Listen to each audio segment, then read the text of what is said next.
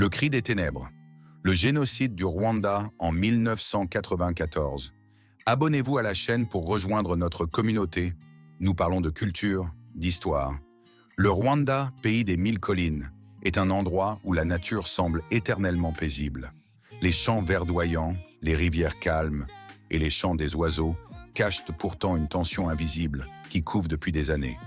Deux peuples, les Hutus et les Tutsis, vivent ensemble, liés par des siècles d'histoire, mais séparés par des discours de haine. Jean-Paul, un jeune instituteur Hutu, refuse de croire à cette division. Dans son école, il affiche que les enfants sont tous égaux, qu'ils soient Hutus ou Tutsis. Parmi ses élèves, il y a Claudine, une jeune fille Tutsi douce et brillante. Depuis longtemps, Jean-Paul nourrit des sentiments pour elle, mais il les garde pour lui, par peur des regards et des murmures. Dans le même village, Fabrice, autrefois l'ami proche de Jean-Paul, change peu à peu. Les discours de haine diffusés par la radio le transforment.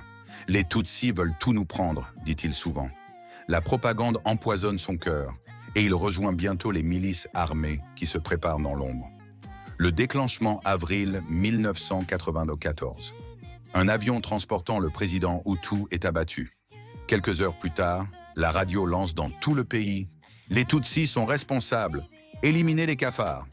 Le Rwanda bascule dans l'horreur. Les milices prennent les machettes et se déchaînent sur les Tutsis. Les voisins deviennent des bourreaux. Les maisons brûlent. Les familles de fuir dans la nuit. Jean-Paul regarde son village plus sombre dans la folie. Fabrice, désormais chef de milice, vient le voir. « Jean-Paul, tu es avec nous, n'est-ce pas? Si tu ne nous aides pas, tu es un traître. » Jean-Paul baisse la tête, incapable de répondre. La rencontre avec Claudine. Une nuit, Jean-Paul apprend que Claudine et sa famille se cachent dans une vieille église abandonnée à la périphérie du village. Le cœur battant, il s'y déchire en secret. Dans l'obscurité, il trouve Claudine, locataire de sa petite sœur dans ses bras. Elle est épuisée, le regard rempli de peur. « Jean-Paul, aide-nous! Tu es notre seul espoir !» Jean-Paul est déchiré. Il sait que s'il les aide, il risque sa vie et celle de sa famille. Mais il ne peut se résoudre à les abandonner. Il leur murmure « Suivez-moi !» La fuite. Sous le couvert de la nuit, Jean-Paul guide Claudine et sa petite sœur à travers les champs de bananiers. Chaque bruit les fait sursauter. Ils avancent, courbés, le souffle court. Les cris lointains des miliciens résonnent dans les collines. Mais alors qu'ils approchent de la rivière, des ombres surgissent. Fabrice et ses hommes sont là, leurs machettes brillantes sous la lune. « Jean-Paul, lance Fabrice, je savais que tu nous trahirais. » Fabrice s'avance menaçant, la pointe Claudine du doigt. « Donne-la-nous, ou tu mourras avec elle. » Jean-Paul s'interpose. Il tremble, mais il ne recule pas. « Fabrice, regarde-moi. Ce n'est pas nous, ça. Nous étions amis. Souviens-toi. » Fabrice hésite. Pendant un instant, son regard se trouble. Mais les miliciens derrière lui hurlent. « Tue-les !» Dans un élan de rage, Fabrice frappe Jean-Paul. La machette l'atteint à l'épaule. Jean-Paul s'effondre, le sang coulant sur sa chemise. Claudine hurle, mais les miliciens l'attrapent. Dans la lutte, son foulard tombe au sol, emporté par le vent. Le silence, Jean-Paul se réveille au petit matin, le corps meurtri, allongé près de la rivière.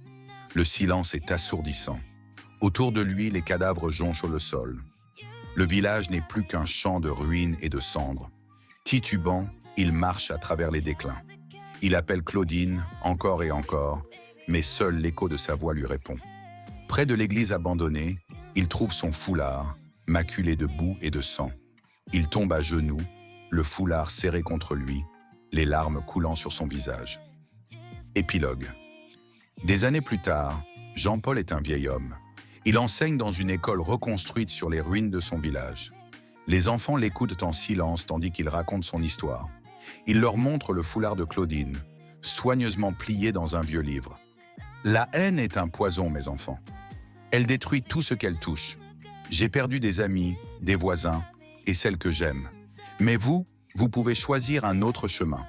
Souvenez-vous de ce qui s'est passé ici pour que cela n'arrive plus jamais. Par la fenêtre de la classe, les collines du Rwanda s'étendent paisiblement sous le soleil. Mais dans le vent, il semble encore entendre les murmures des disparus. un cri silencieux que le monde ne doit jamais oublier.